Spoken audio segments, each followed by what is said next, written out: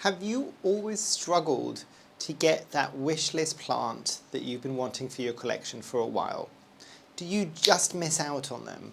Or are they always just a tiny bit too expensive?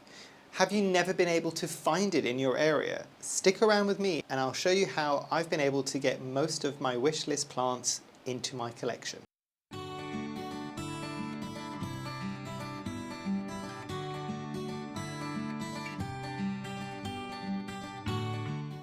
Hi, my name is Memo, this is my channel, Houseplantygoodness, and essentially it's a place where I like to geek out about my big passion. You might be able to see some of it behind me, it's tropical houseplants. Now today's video is going to be, as I said, more me giving you tips and advice on how to get some of your wishlist plants. Absolutely no gatekeeping here. However, a little request from me and everybody else that's been using these tactics for a while. Don't use and abuse, please, because none of us are going to be able to get our wishlist plants then. But I do want to share it because I think some of these might be kind of obvious, but I'll talk through what I do in order to get the wishlist plants I want in my collection. That having been said, this isn't going to be a video of me bringing up plants and holding them and showing them to you as well. So if those are the plant videos that you tend to prefer a bit more, I will give you a little playlist at the top there with a lot of the planty videos that I do have more of a show and tell kind of situation. But this is going to be straight up me giving you some advice. And stick with me through this video because at the very end of the video, I will give you one of my biggest tips when it comes to getting those plants that you've been desperately wanting for a very long period of time. But the first thing I want to talk about is patience. I'm starting with a slightly duller one, but I think it is important and it needs to be said. So having patience, because some of these plants, and one of the plants that I'm getting very soon, which is a plant that I've been wanting for over 7 years now, I've had to be patient for it because I know that not that many people generally grow that plant. It doesn't come on the market, at least here in the UK, very often. It's not cheap, and it wasn't cheap when I purchased it. And I've had to wait for it for a very, very long period of time. But I was ready when it was available that I just went, yep, you are coming home to me. I now have the fun time of trying to figure out what I'm going to do with this plant as well. And actually, on the point of patience, some forward planning. So instead of you sitting there and twiddling your thumbs and just I'm being patient and waiting for this plant to come into my vision so I can kind of purchase it, do some research on that plant as well.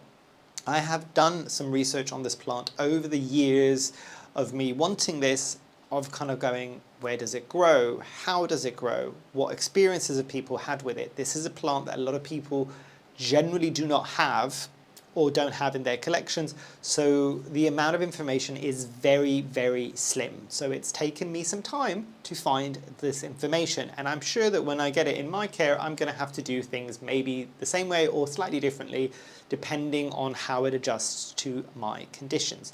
So patience alongside some early research can help you in multiple ways. One, because you're going to drive yourself insane if you don't have the patience to wait for this plant to become available. Two, getting that research in at the same time feels a bit like you're being productive rather than just sitting there going, I'm just going to wait for this. I'm just going to wait for this and see if it comes into my care. So patience and research. The next big thing, and I have mentioned this previously on a few videos actually, and this was something that I came across years ago and somebody kind of mentioned it and I was just like, I don't know if it's going to work, but it doesn't cost me anything, so I might as well try it. And this is very much kind of putting positive thoughts out into the universe, and I know the woo-woo side of things as well, but I will say it has worked.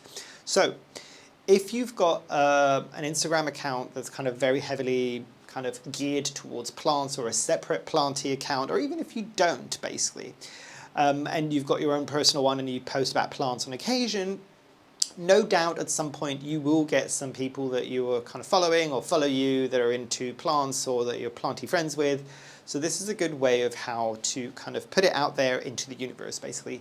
And that is do a whole bunch of stories and kind of say, this is my wish list plant, this is my other wish list plant, this is my other wish list plant. And I think underneath the stories on something like Instagram, I think you can do this on Facebook potentially, you can kind of curate or have like some of those top stories there, and you can kind of name it something like Wishlist 2024, And you could have a new one for each year that you're kind of trying to find those plants. You can even say, you know what, I had it in my 2024 wish list, but I still haven't got it. I'm going to add it into my 2025 wish list.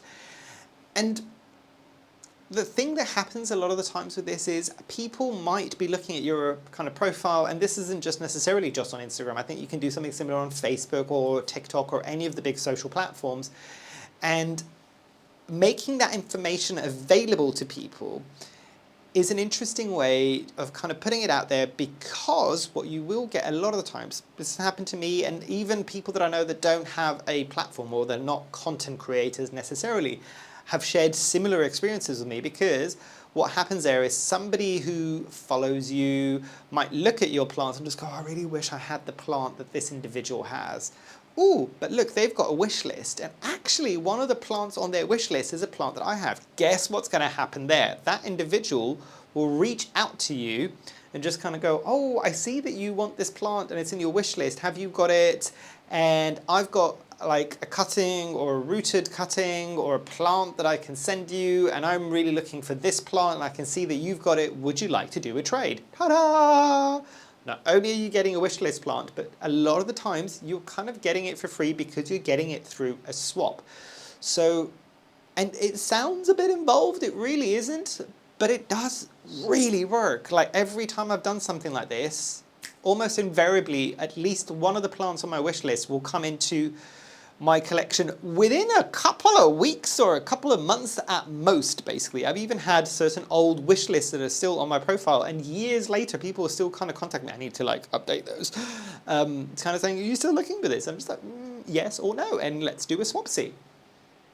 So yes, posting your wish list on kind of like a social platform so that people can see it and they can reach out. And this might also be a smart way for you to get your wish list plant that way as well. Sticking onto the point of kind of socials, basically. Something like Facebook groups. Now, I have very famously not been on any Facebook groups because I know there was an awful lot of drama on a lot of the Facebook groups, and let me just be 100% real, I ain't got no time for that. No, I am way too busy to be dealing with that level of like... And I know not all of them are like that, and I know some of them have got better over the years, but at the same time I also just, it's something that I just don't want to engage with, so I just don't, basically. And I might lose out on a couple of my wish list plants because I'm not getting involved in those communities, and that's fine, but let me know if your experiences have been different with certain Facebook groups, and if you've got any suggestions for Facebook groups that I should be joining that are nice, welcoming places, and we don't get the kind of craziness that you sometimes see on there. Maybe it was just a thing that was happening around the pandemic when everybody was trying to get plants, basically. But Facebook groups, I know a lot of people that have had good success on Facebook groups finding their wish list plants as well. So, and I don't know if they still do this. This is I'm showing my age on how long ago it was since I kind of like dabbed into the kind of Facebook group side of things, where people were doing purges of plants. So if there were plants that they were kind of trying to get rid of in order to make space for other plants, that they could kind of say, you know what, I've got these 10, 15, 20 plants that I'm going to be trying to get rid of. Does anybody want them? And if you're just starting off on your collection, that might be a way for you to get a free plant and a wish list plant at the same time, and multiples as well. So those are interesting ways of doing it. Is that potentially sustainable if you're getting rid of that many plants at the same time? I don't know. I will let you decide on that. But yeah, Facebook groups are another place where you might be able to find some of these slightly more obscure plants. So for instance, I think one of the, was it a philodendron strawberry shake or a syngonium strawberry shake? I don't think I have owned that plant. But I think it became big and hyped up in Facebook groups originally because somebody had one that was sharing it, and it kind of like, it kind of escalated from there, and then eventually some of the retailers started bringing it in. So it's a good place to kind of see plants that you might not always see. The next big thing, and I'll give a shout out to another plant swap basically, and I will kind of get their details at the top there. And this is the plant swap that is run by Lisa and Emma. And again, I will put their socials at the top so you can kind of reach out to them as well. I think at the moment it is UK-wide, but I don't know if there's kind of thoughts to expand any further basically than that. But they've had great success with this. But plant swap, organised or non-organised plant swaps as well. As I said, sometimes it might just be you chatting with somebody online and you might do a plant swap that way. Or if you go to an organised plant swap, and a lot of us that have been to these plant swaps will tell you, if nothing else, it is a great day out and you get to meet some amazing like-minded people, because we are all very good at being online and kind of doing a very solitary hobby a lot of the times. And when you're faced with other people that do the same solitary hobby, it can be a bit awkward at times. But then everybody kind of like comes together, and it's, corny as it sounds, it is one of the most beautiful things you'll ever see, because you can geek out about plants without feeling any level of guilt, because the person that you're talking to is geeking out as much as you are. Because a lot of times we talk to people and they're just like, why are you talking in a different language? And I don't care. But the people at these events do care, because they're same level of kind of like obsessed as you might be. But they are great places that, again, it's a similar thing that I was talking about with that Instagram situation, Wishlist plants. But we all have too many cuttings, too many rooted plants, or even plants that we don't want anymore. Taking them to these types of events and potentially coming across, because a lot of the times I've got a lot of my Wishlist plants from some of these plant swaps, because people have got them there. Or even more so, they're great places because you might see a plant that maybe isn't on your wish list, but you're just like, oh, that looks interesting, but I'm not convinced because I know the pictures, but I want to see this in real life. You can, a lot of the times at these events, when people are trying to swap, you can actually finally come face to face with a plant. So for instance, I'll give you a very, very specific example. The very first plant swap that was done by Lisa and Emma was one that was, there was one individual that I think bought quite a few very, very rare plants at this point. And this is way before Monstera obliqua Peru became as available as it is now, or as cheap as it is now. So that level, those prices were still ridiculously high. And I think this individual had a cutting from a Monstera obliqua Peru. I don't know if they ever did swap with anybody at that point, but they did have a Monstera obliqua Peru. And that was the first time ever that I was able to see that plant in person. And it's a great point, because at that point I'm just like, do I want it, do I not? So it is one of those things that they're great places. Even if you don't end up getting your wish list plant, you might see a wish list plant there and just go, actually no, or ooh, yes, there's a reason why this is a wish list plant, and it's going to go right at the top of my wish list at the moment. This is the one that I want the most out of all of them. So great, great places. You might come across some of your wish list plants. And I know not everybody has the option, because not everywhere in the world has got plant swaps. But if you are fortunate enough and you live somewhere close by and you've been thinking and you've been on the fence for whether or not you should go to some of these events, go for it. Like, you don't have an awful lot to lose.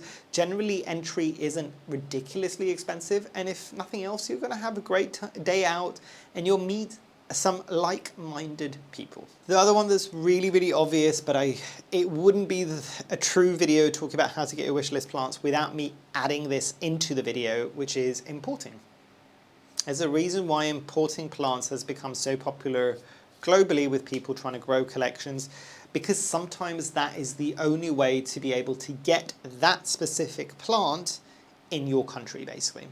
And there's a whole host of things that you need to consider with imports. Again, as I always say with imports, assume that you are getting a wet stick. Assume that you're going to lose all of the leaves, and assume you're going to lose all of the roots, and you're going to have to start from scratch.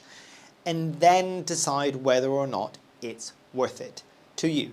Because I'll give you a specific example. If you want a specific plant and it is available in your country and you can kind of get it, but maybe say it's 100 Great British pounds, or say $100, and you're just like, oh, it's a bit expensive, but it's got 2 or 3 leaves and it's a well-rooted established plant.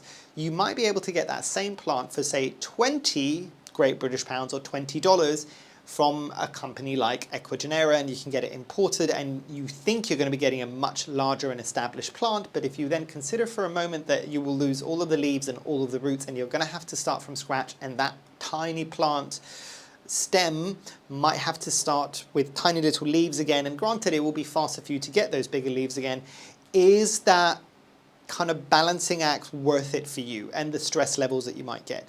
It might be that it is 100% worth it for you. Like for instance, I know that originally I'm from Greece and Cyprus, and I've got a lot of viewers that might be from Greece and Cyprus, and I know the problem that a lot of you have out there is that a lot of these plants that we all keep talking about when we're doing YouTube videos, Instagrams, TikToks and all these things are just generally not available to you. And I know that it's tricky sometimes to import plants depending on the country, but for some people, like the people in Greece, maybe some of these plants, the only way that they're going to get them is by importing them into the country, and then they've got them in the collection. So importing plants might be a very substantial way that you get some of your wish list plants, possibly even for a more affordable price. The other big thing that I don't ever see being discussed too often, and it's a shame because actually it's quite a useful little tip, using something like newsletter signups from plant shops. So like a really good one that I've always found is the team at Grow Tropicals. They've got an absolutely fantastic newsletter. I know, for instance, Eastern Tropicals, Sarah, if you see this, I love you. They might not have a newsletter. I don't think they've got a newsletter, but they post very actively on their Instagram. So signing up to newsletters from websites, or making sure that you get alerted from notifications every time your favorite retailer posts on Instagram, because sometimes speed is of the essence. So sometimes if you're not following these things, and you're not aware when that retailer is telling you that, look, we've got it in stock, and even if you do realize it because you just happen to go onto their website, it might have already sold off because they announced it, they had 2 or 3 or 1 plant, and it went super fast because there were people waiting there already to get it. Annoying as that might be, but it is a good thing, and it generally doesn't cost you anything. Again, that part doesn't cost you anything, and you basically will get notified from it as soon as they kind of put it out there, and you can then potentially purchase that plant. But yeah, don't sleep on newsletters and making sure notifications are kind of like blaringly on for your favorite retailers, because that's usually a very fast way that you can find out that your kind of wish list plant is now available and within a reach. The other big thing, and a lot of people don't necessarily talk about this, and I have had good kind of experiences with this, and this is like, some of you might be questioning, how am I getting all of these plants? Budgeting. I know it sounds incredibly dull, but it does really work. So I'll give you an example. I have a set amount of money each month that I just put aside into a little savings pot each month without fail, and that pot grows bigger and bigger and bigger and bigger and bigger. And at some point, it's kind of there to be used. Now, why is this useful?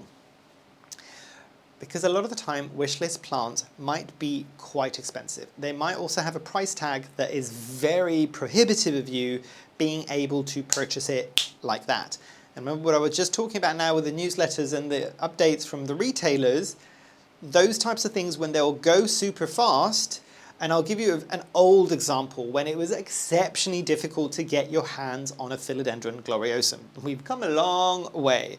And it wasn't because there wasn't that many Philodendron gloriosums out there, but it was because everybody wanted a Philodendron gloriosum. So it didn't matter how much stock came out on the market from certain retailers, they would almost invariably go within minutes, basically. And the thing that you need to remember there is, if you're after a plant that's that much in demand, or even a plant that you don't think is in that much demand. I bought, as I mentioned at the beginning of the video, I bought a plant that I've been looking at for years, but because I know that that plant never comes on the market, ever. Even if there's not that many people that are aware of it, it does mean that the handful of us that are aware of it and we're looking for it, we are ready to go on that plant super fast. Which, the point I'm trying to make is, if you've got that savings pot there, you don't have to worry, can I afford this plant right now? Because you've built up a little nest egg, and that is a little savings pot that is specifically for your wish list plants. And interestingly, I didn't start mine as a specific one for wish list plants. Mine I've literally always called my equigenera pot. Even though I don't just use it for equigenera, it was more of a case of like, okay, I'm going to have to do a big enough order, and that's going to be a lot of money that I can't just magic out of thin air 1 month basically to do it. So I just keep saving into it as well. And because, as I said, that was originally an equigenera pot, but now it's a wish list pot, or it's a pot where I'm just like, you know what, I really do want to buy a plant this month, but I'm actually really, really broke. I've got my little savings pot. I can buy a plant or two by using some of the money from that savings pot, as long as I know that I am refilling it. And I have to be honest, nearly all of the purchases of plants that I have done in the last 2 years have been from that savings pot. All of them. So it does make things a lot easier, and it just means that you are ready to go as soon as that plant becomes available. Now for my big one at the very end, my little tip that I was mentioning about is, and this might be kind of obvious to some people might have not have even thought about it. Were you aware of a thing called Google Alerts? It used to be something that a lot more people were aware of a while back, but it's not something that Google ever particularly pushes really hard. Go and do a Google search for Google Alerts, and you'll see it's a very easy process, and you can put a keyword in. I work in marketing, so I know this quite well. You can see trends and you can see all of these things, but you can make it so you get a Google alert specifically when the plant that you want is mentioned. So I think it's been a while since I've set one up. I think you can set it up so that if it's an item that's being sold comes up rather than just any information on there. But a lot of the times retailers won't always tag it as a product, so you might not see it that way. So I usually just put it in as everything. What this does mean, and I will give the caveats here, goods and bads. So the good thing is, if it becomes available, you will be the first one to know, because as soon as Google sees it, you will see it as well, because it will bring you a notification in your inbox. Now, the flip side of that is it's everything about that plant. So say for instance, I was looking for a specific plant, and all of a sudden 5 big newspapers have started writing about this plant suddenly. Still not that available, but suddenly they start writing about it. I will still get notifications from Google going, this word that you mentioned is being mentioned here. So it's informational, but again, it links into that first bit that I was talking about, research. So it's not necessarily a bad thing, and Google Alerts is something that a lot of people are sleeping on, basically. So set up some Google Alerts, and it does mean that as soon as it comes up, you can kind of pick it up. And I think, if I'm not mistaken, you can do it geographically specific as well. So rather than the whole of the internet, you can say only if it's kind of attached to these nations, and it will be where you're based basically, because you don't need to know that one of the big retailers in the States, if you're based in the UK, has bought this plant in, because realistically, it's not going to help you. But yeah, those are all my little tips and tricks about how I tend to get my wish list plants in my collection fast. So being informed by it, all of the alerts and the newsletters and the Google alerts and all of these things, being part of that community element, so the Facebook groups, the plant swaps, all of those things will help. Having that budget ready to go, basically, so as soon as you see that wish list plant, you don't miss out because you don't have the budget for it, if that makes sense. So all of these things combined makes the searching for your wishlist plant, at least it has done in my experience, a lot easier. Now, as I said, no gatekeeping, and hopefully you might have some of your own tips that you would be comfortable sharing with. I know there's a lot of people that don't share this because they're just like, if I share this now, everybody's going to know it and I'm not going to be able to get my wishlist plants again. But you know what? We are all a community. Let's start acting like it and help each other out, basically. So yeah. Hopefully you've enjoyed, hopefully I shall see you here soon, and I truly hope that you have a great rest of your day. Thanks, bye.